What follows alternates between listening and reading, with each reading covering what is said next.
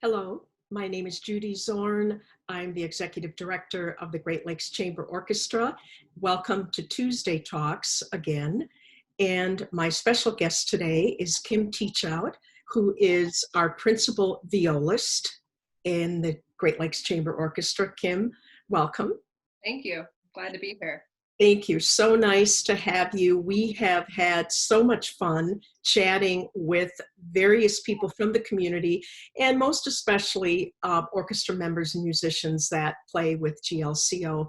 So many of us enjoy you and see you on stage, but we don't get a chance to chat with you very much or to understand your what has all happened in your life and where you've gone to school and how you got into being the phenomenal violist string player that you are. So I understand, Kim, that you were born and raised in Traverse City. You're back there now, but we'll back up a little further and go through that journey as to how you got back there. But tell me a little bit about your experience in growing up in Traverse City. Well, it was the 80s and 90s, so it was a much different town than it is now, much smaller, way more snow back then in the winters. You like it? Yeah. Absolutely. My family moved up from Grand Rapids when I was in first grade, and I have an older sister who was already a pianist. So I begged and begged and begged my parents to please let me take piano lessons too. And they eventually convinced my sister's piano teacher that he could take a student that young. He wasn't on board with it at first. Yeah. So I started on piano when I was about first grade or so. And viola came a little bit later when I was 9. I started that, but I continued my piano skills all the way through high school, and then eventually going on to continue in the Traverse City Public School music program. At that time, we still had a very thriving orchestra program like we do now, and I also studied out at Interlochen with David Holland, who was the viola teacher out there as a kid as well. And he was the one that really inspired me and directed me eventually to pursue a career in music and helped me find where I was actually going to pursue that career in music. Well, and I know, so did you then pretty much decide on the viola early on? I mean, I realize that you play violin and other string instruments, I'm sure, as you're teaching, but was viola your instrument from the beginning? Yeah, it really was. I always loved that C string, even when I was first introduced to the instruments. And I had not decided that that was where my life was going to take me at that point. That probably happened freshman or sophomore year of high school when I started lessons with David. But, you know, it was always the one, even though I continued other studies as well. It was the one. Sure. So then you were in high school in Traverse City, and your college took you where, Kim? I went to Northern Illinois University for my undergrad, and there was a fantastic quartet there at the time called the Vermeer Quartet. They were our quartet in residence, and they were my mentors there at Northern. And I graduated from there in I can't even remember, 1997. Performance. Yeah, in viola performance, which at that point I got married and we moved out to the Seattle area. My husband at the time was in the Navy band. He had joined a Navy band. So we moved out to the Seattle area and I spent 4 years out there. We lived on the Seattle side, but also on the Olympic Peninsula side as well. It was a gorgeous area. I loved it out there. I was able to have a private teaching studio out there as well as performing. I performed with the Tacoma Symphony as a corps member, and I also had some other jobs around town too. So yeah, and then at that point so that was a big hiatus from school. That was 4 years, and we decided to take just another 3 years because we were offered the opportunity to move to Italy. And I had no idea what I was going to do in Italy. If I couldn't speak the language. I didn't know if I would be able to find people to play music with, or if I would be able to teach or anything. And this was right after 9/11, actually. We were delayed because of 9/11. My passport was in the Pentagon trying to get the military passport when the plane hit the Pentagon. So we were actually delayed getting there. And we probably got there, I think it was November of 2001. No, I don't remember for sure. Yes, 2001. And then immediately I saw an ad in the military paper that said music teacher needed at the NATO base of southern Italy, which is located in Naples, where we were stationed. And it was general music, ages K through 8.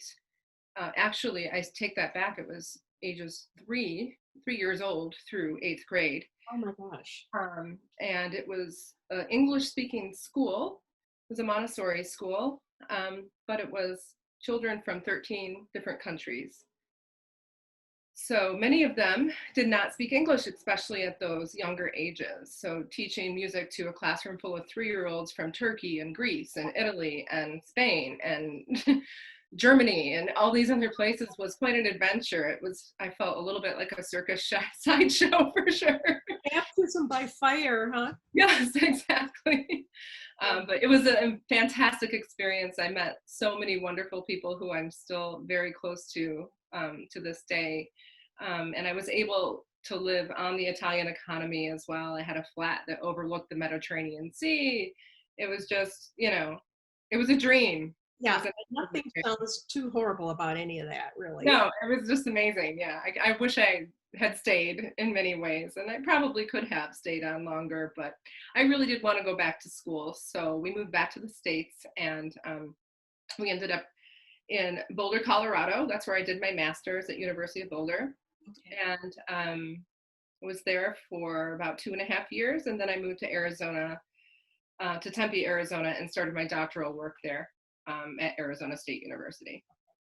And all of this in viola performance. All of this in viola performance. Wow. Because I just really liked it. Yes, so.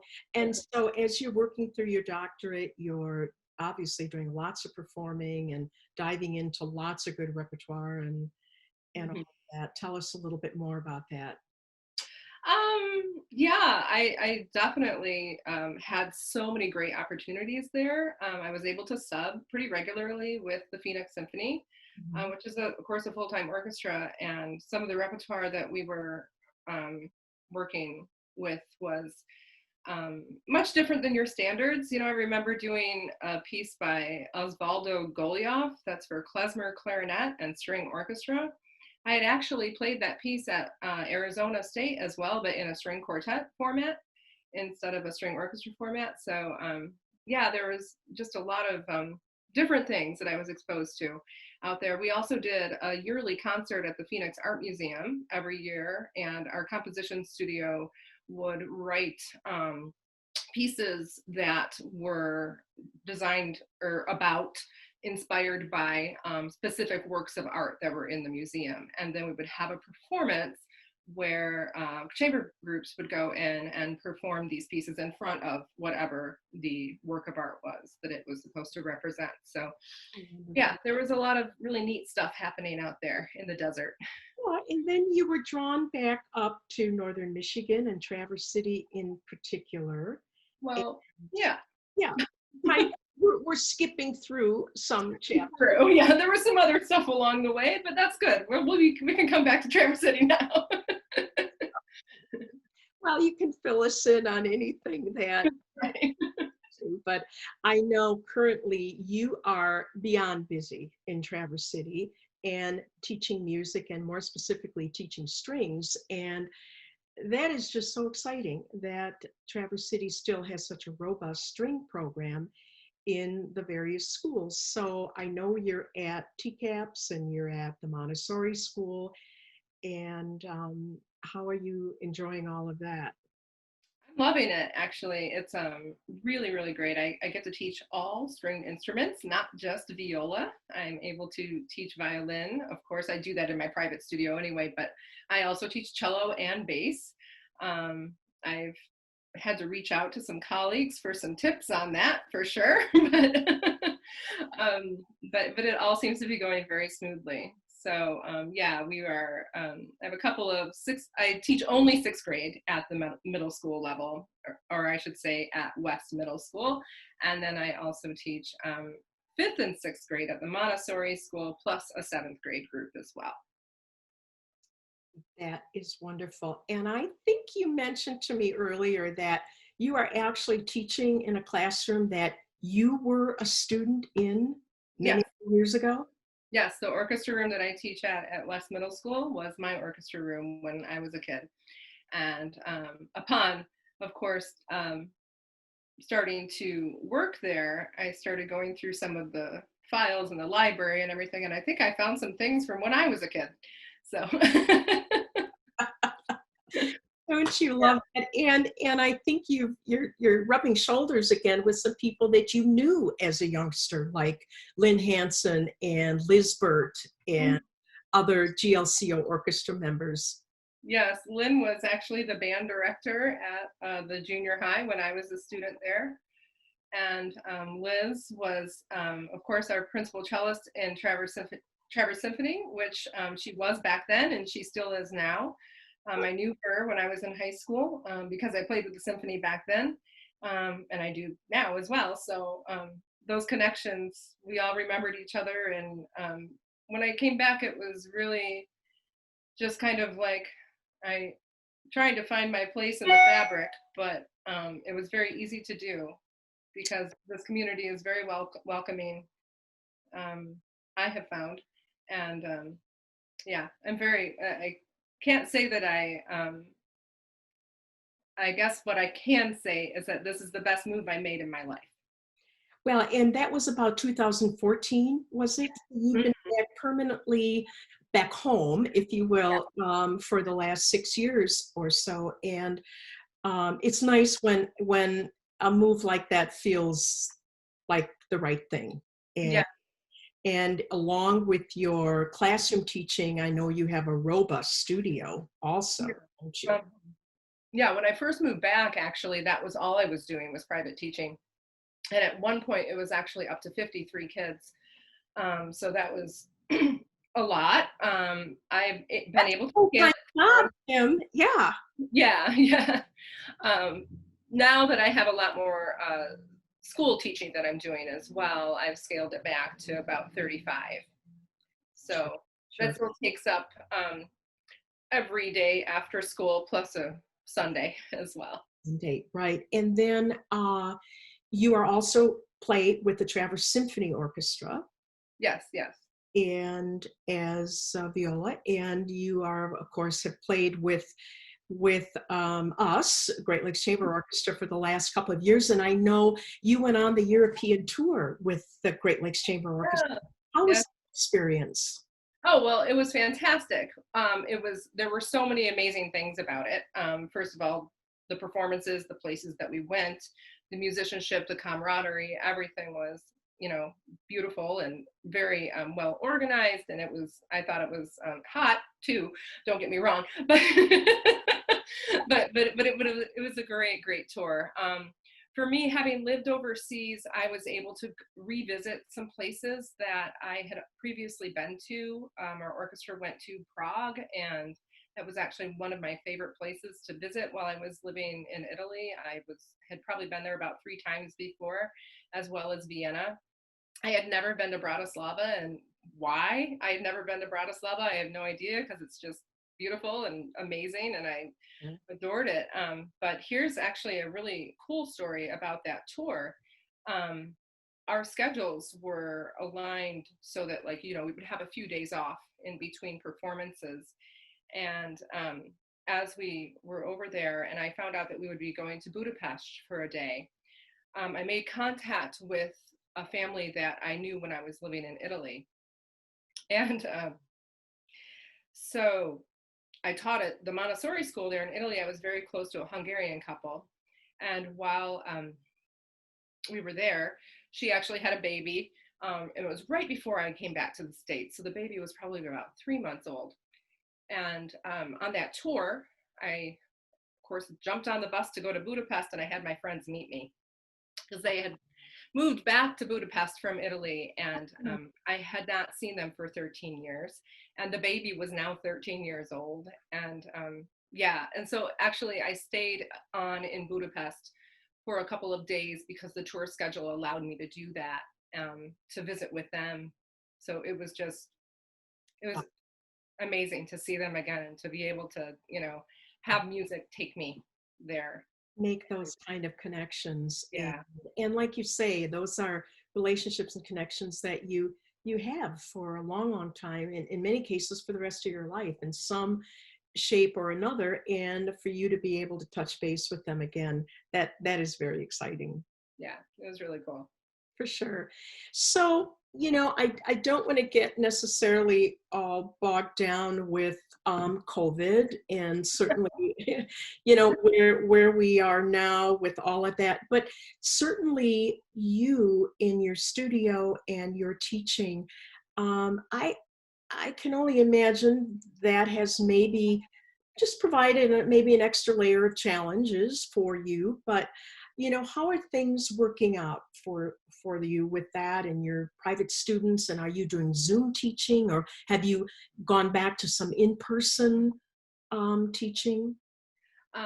Yeah, so when COVID all first happened, back in March when they shut the schools down and everything, I continued in person for a little bit because the crisis was not so much of a crisis up here at that time.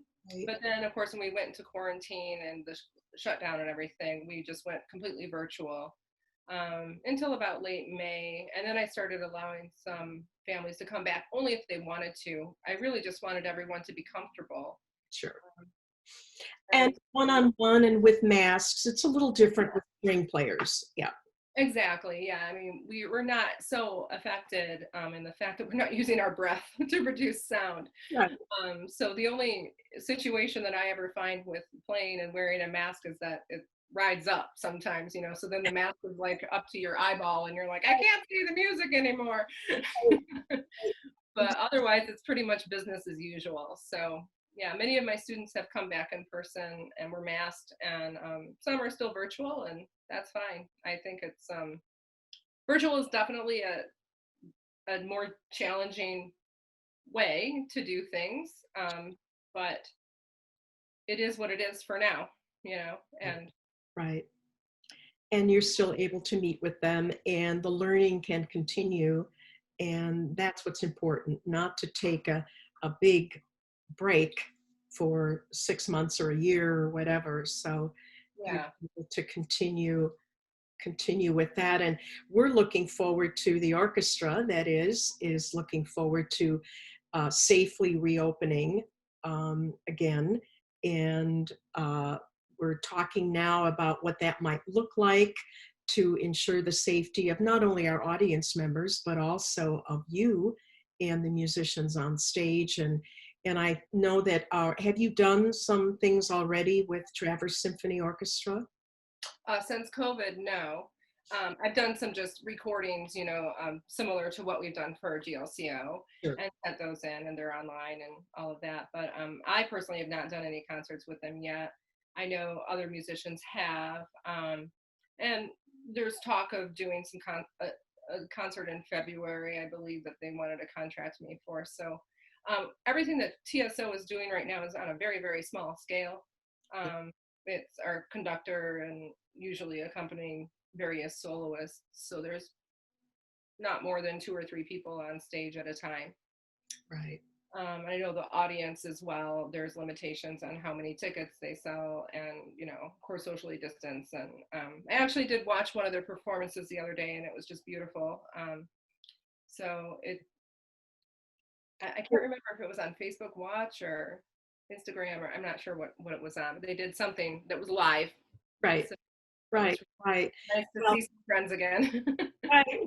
We're all looking forward to the time when we can be back together, and it may very well be in smaller, certainly smaller audiences, and also a smaller number of musicians on the stage and everybody distanced, and of course keeping the safety in mind. So well, this has been wonderful to be able to touch base and to be able to see you. It's been a while, and I'm Yeah. so glad you're healthy and staying safe and continuing the music. That is so important, Kim, isn't it? Yeah, absolutely. Yeah. We know what music can do for everybody, in the arts too, in general, how important the arts are in times where there's certainly a lot of stress and a lot of anxiety. And we are so thrilled that all of you could be with us today on Tuesday Talks. And I want to again reach out and thank all of you for the support that you continue to give to the orchestra. We appreciate it very much, and we are making plans for a safe reopening when we're able to do that. And meanwhile, we have Tuesday Talks, and please catch Kim Teachout in one of our Little Bay concerts. That was wonderful. Thank you, Kim. Sure. And and so we look forward to seeing you again next week on Tuesday Talks. And Kim, thank you again so much for being our guest today. Thank you. It was a pleasure.